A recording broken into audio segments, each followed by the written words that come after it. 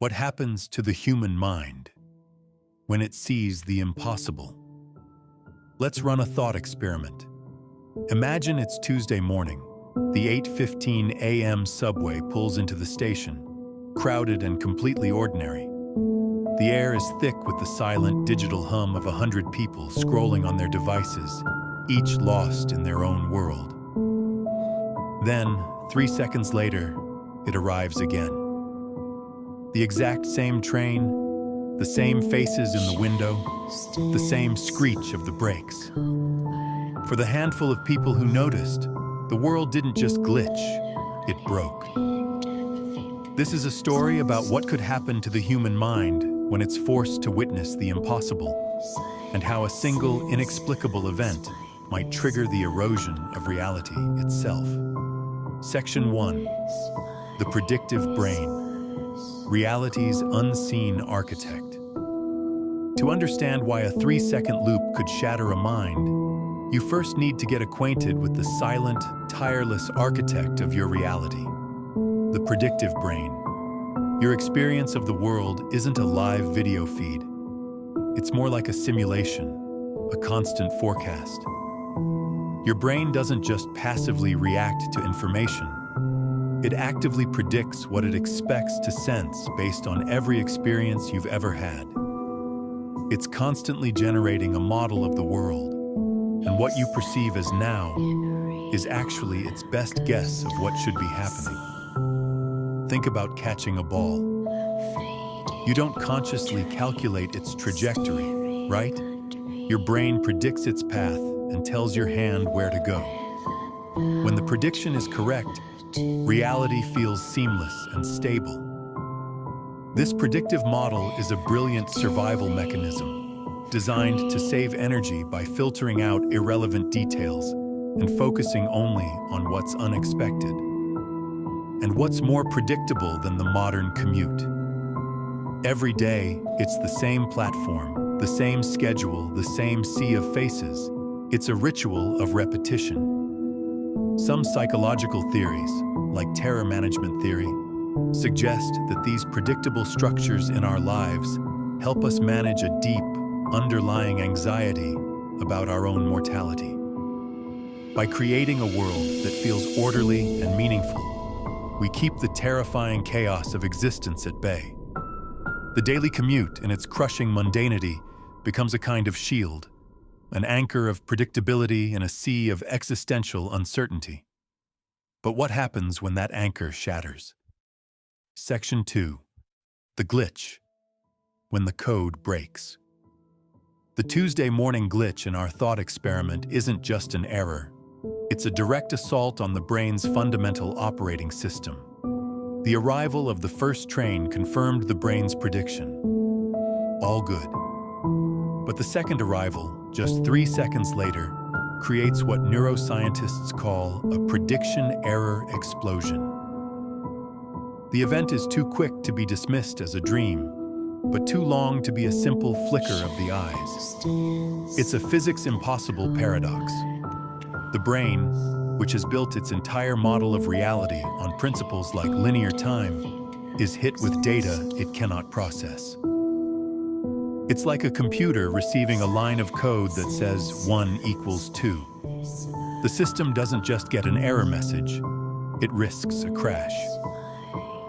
In the framework of Carl Friston's free energy principle, the brain is always working to minimize surprise or free energy.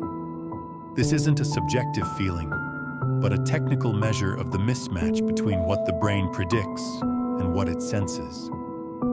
A massive prediction error like this one means the brain's internal model has catastrophically failed. The familiar becomes alien.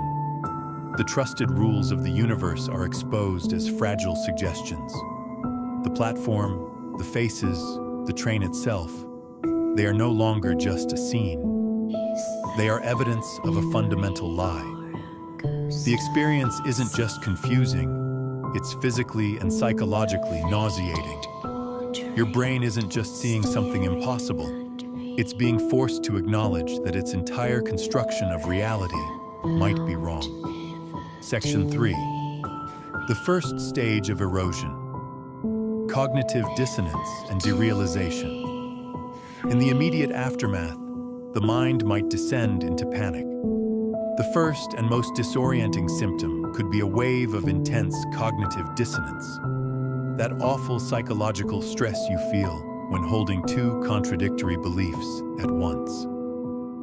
I saw the train arrive twice, and trains do not arrive twice, are two irreconcilable facts now locked in a battle for what is real. To escape this discomfort, the brain scrambles for an explanation. A hallucination, a prank, a reflection. But the raw, sensory detail of the event makes these rationalizations feel hollow. When the mind fails to reconcile the impossible with the known, it can trigger a terrifying defense mechanism: derealization.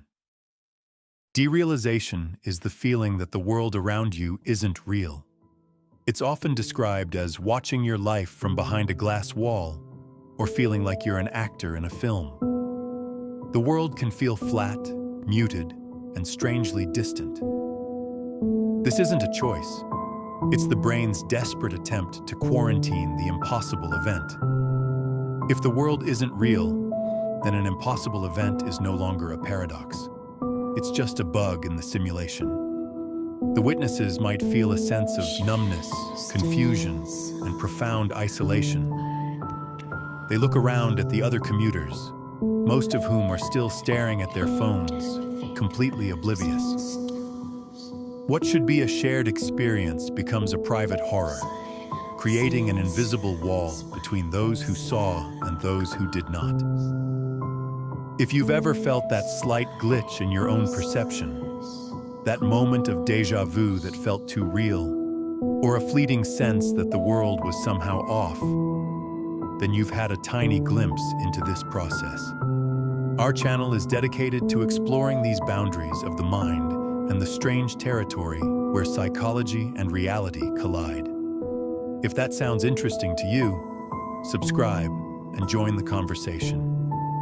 Section 4. The second stage. The spiral into existential dread.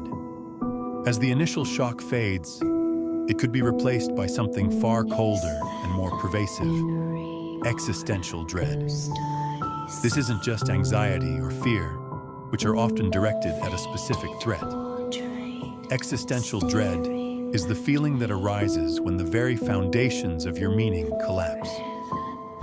The subway glitch did more than just violate the laws of physics. It shattered the routines and cultural beliefs that help keep our deepest anxieties in check. The commute that once provided a sense of safety is now the source of terror. If the 8:15 a.m. train can break reality, what else can? Is time real? Is free will? Are my memories my own? These aren't just philosophical questions anymore. They could become looping, intrusive thoughts that erode the mind. The witness might become obsessed, replaying the event over and over, searching for a detail they missed, a logical explanation that will restore order. But there isn't one. This spiral can lead to a profound sense of meaninglessness. If the world isn't the stable, predictable place you thought it was, then what's the point of anything? Ambition, relationships, daily tasks, they all start to feel like a charade on an unstable stage. This is the core of existential dread. The terrifying realization that your existence may lack inherent purpose in a universe that is not just indifferent, but potentially incoherent. Section 5. The final stage, psychological erosion. For some, the final stage may not be a dramatic collapse, but a quiet, persistent shift. The mind doesn't heal from seeing the impossible. It incorporates the impossibility into its new, fractured model of the world. This can lead to a form of psychological erosion. A potential primary symptom is a chronic state of mild derealization. While derealization is not necessarily permanent and is often treatable, in this extreme hypothetical, the world might never quite feel fully real again. There's a constant low-level hum of unreality, a persistent feeling of being disconnected. This could be coupled with a kind of paranoia, not that someone is out to get you, but that reality itself is a fragile, deceptive construct. The witness might start seeing glitches everywhere. A misplaced object isn't just forgetfulness, it's another tear in the fabric. A misheard word isn't a simple mistake. It's the system stuttering again. This state touches on a philosophical concept called illusionism, championed by thinkers like Keith Frankish. Illusionism suggests that our conscious experience, what it's like to see, feel, and hear, is a sort of grand illusion the brain creates. For most of us, the trick is seamless, but for the witnesses of the impossible, they've seen behind the curtain. They know that what they perceive as reality is a heavily edited, predictive simulation. And once you know you're living inside a simulation, can you ever fully trust it again? Can you ever unsee the code? Section 6. Is there a way back? Coping with a broken reality? Is there any escape from this state?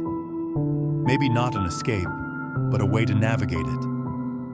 The path back from the brink of existential collapse isn't found by trying to fix reality or deny the experience. In fact, attempts to rationalize or forget can often make things worse. Instead, the strategies that work are often small, grounded, and intensely personal. Psychologists and therapists often point toward the power of micro moments. When the grand narrative of reality has been shattered, you can build meaning from the ground up. This involves focusing on tangible, immediate actions. Watering a plant, having a meaningful conversation, focusing on the physical sensation of your breath. These small acts of deliberate attention serve as new anchors. They don't fix the broken reality, but they can create small, stable islands of purpose within it. Another crucial step is learning to tolerate uncertainty. The desire to have a complete, coherent explanation for everything is what made the glitch so destructive in the first place. Accepting that some things might be fundamentally unknowable is not a defeat, but a liberation. It allows the mind to stop its frantic search for an answer that doesn't exist, and instead focus on what it can control, its own actions and choices. It's about shifting the question from what is real to what will I do now? Conclusion. The story of the looping subway train is more than just a thought experiment. It's a parable for the fragility of the human mind. We walk around every day, encased in a reality that feels solid and stable. But this feeling is a delicate and masterful illusion crafted by 3 pounds of neural tissue inside our skulls. We have built our sanity on the assumption that the rules don't break. The witnesses to the impossible were simply unlucky enough to be standing on the platform when they did.